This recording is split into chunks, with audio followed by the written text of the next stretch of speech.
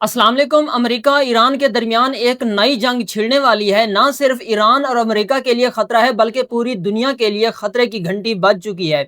अबनाए हुर्मुज को दोबारा से बंद करने जा रहे हैं और साथ ही अमेरिका कह रहा है कि अब अबनाए हुर्मुज को मैं खुलवाऊंगा और वहां जो टूल टैक्स का निज़ाम है उसको मुकम्मल तौर पर ख़त्म करूंगा। लेकिन ईरान की जानिब से जो रद्द अमल आए हैं वो इंतहाई ख़तरनाक हैं।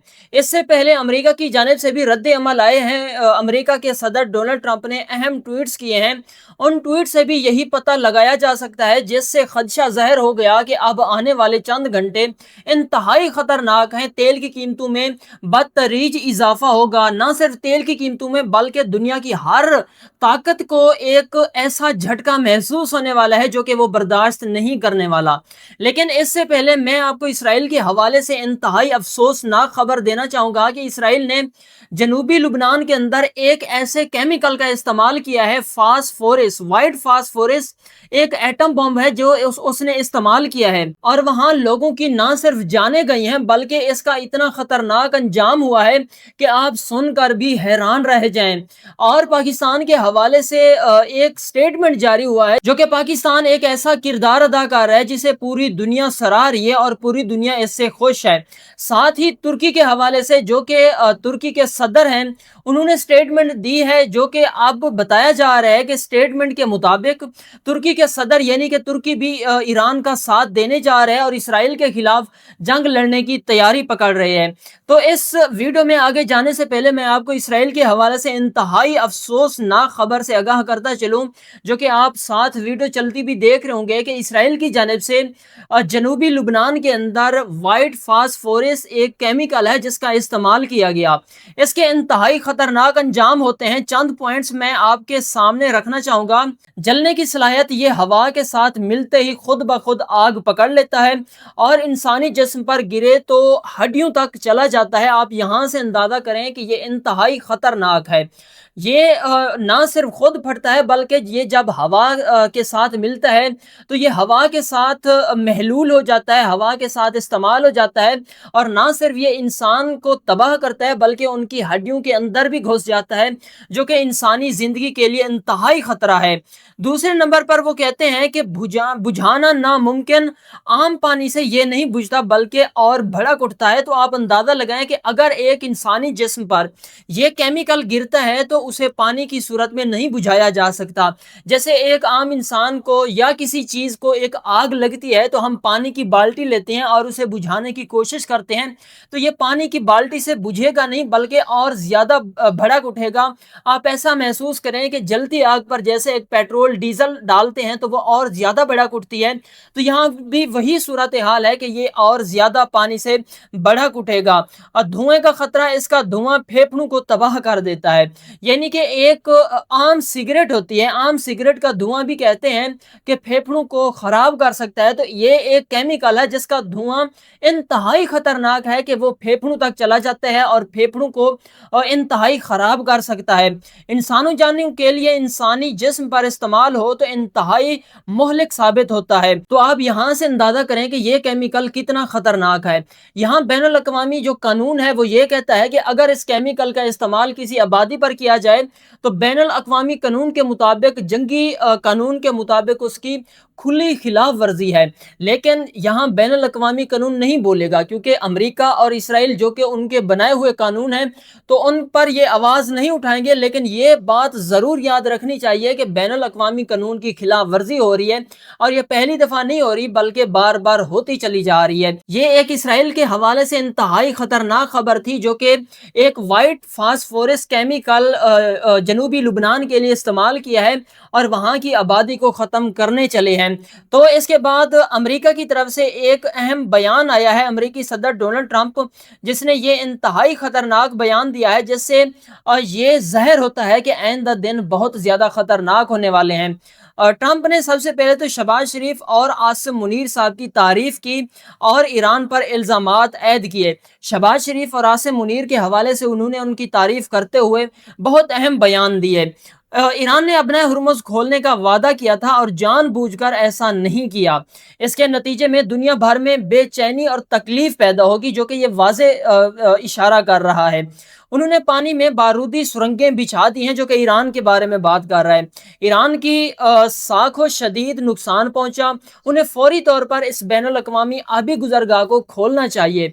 वो हर कानून की किताब की खिलाफ वर्जी कर रहे हैं। ये कौन कह रहा है? सदर डोनाल्ड ट्रंप ईरान के हवाले से कि बैनुल अक़वामी कानून की हर बार खिलाफ वर्जी कर रहे हैं और उन्हें अबनाए हुर्मुज़ को मुकम्मल तौर पर खोल देना चाहिए, क्योंकि ये बैनुल अक़वामी पानियों में आता है। आगे वो कहते हैं कि फील्ड मार्शल आसिम मुनीर और शहबाज शरीफ साहब गैर मामूली शख्सियत हैं और मुसलसल मेरा शुक्रिया अदा करते रहते हैं कि मैंने भारत के साथ एक बदतरीन जंग रोक कर 3 से 5 करोड़ जानें बचाई हैं।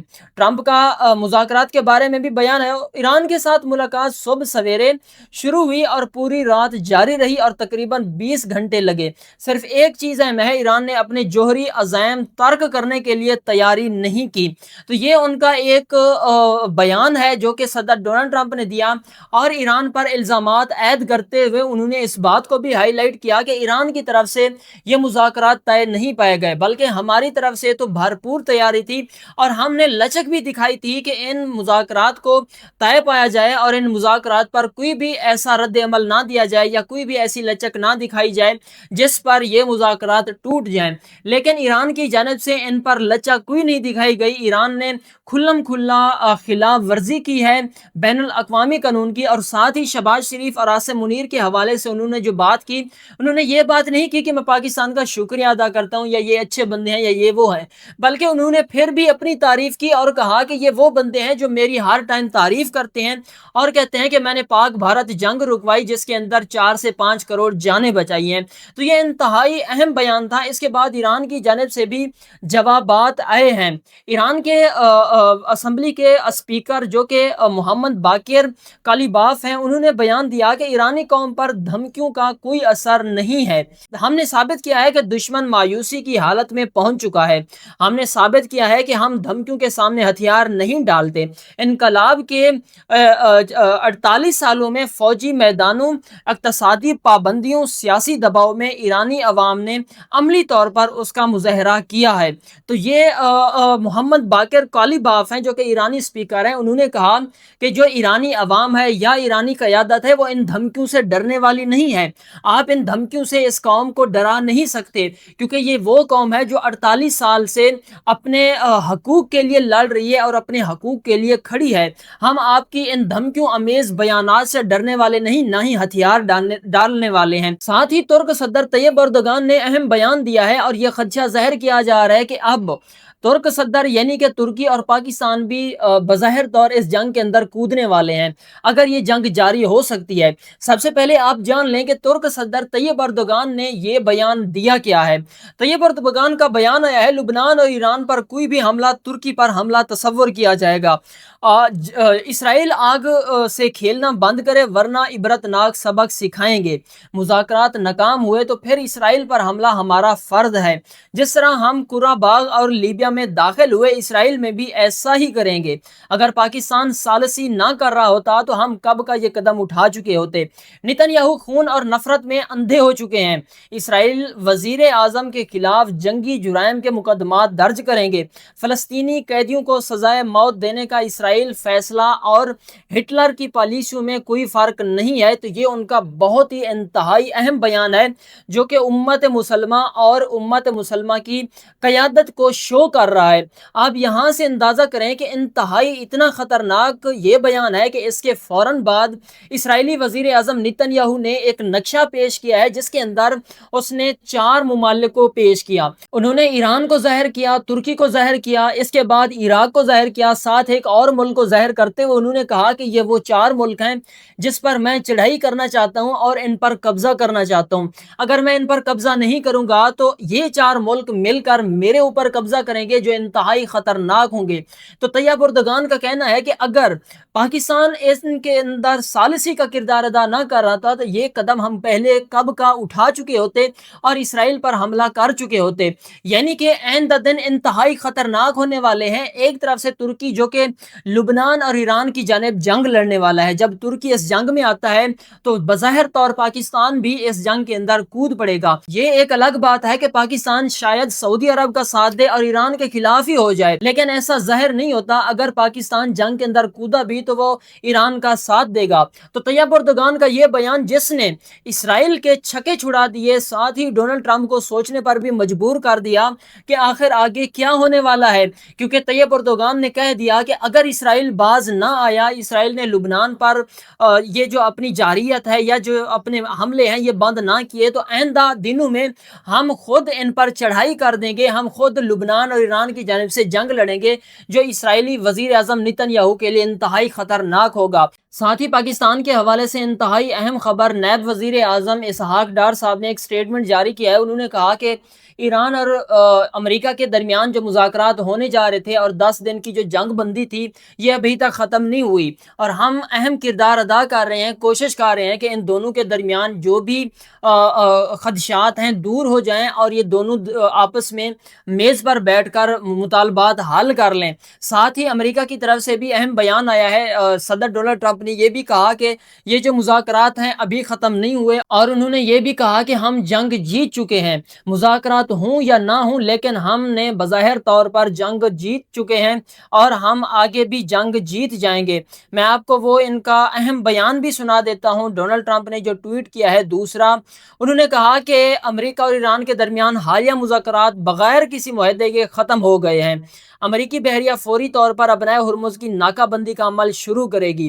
بحریہ کو ہدایت دی گئی ہے کہ بین الاقوامی پانیوں میں ہر اس جہاز کو روکے جس نے ایران کو ٹول ادا کیا ہو۔ ایران نے ایسا نہیں ہونے دیا، عالمی بھتہ خوری ہے۔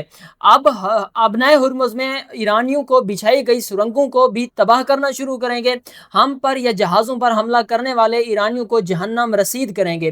ٹرمپ کا ایران کو دھمکی میں ایران کو ایک دن میں، ایک گھنٹے میں ختم کر سکتا ہے۔ میں ان کی پوری توانائی کا انفراسٹرکچر تباہ کر سکتا ہوں، لیکن میں ایسا کرنا نہیں چاہتا۔ اسے دوبارہ بنانے میں 10 سال لگیں گے، وہ پتھر کے دور میں واپس چلے جائیں گے۔ ایران مذاکرات کی میز سے اٹھا نہیں ہے، میرا خیال ہے وہ واپس آئیں گے اور ہمیں وہ سب کچھ دیں گے جو ہم چاہتے ہیں۔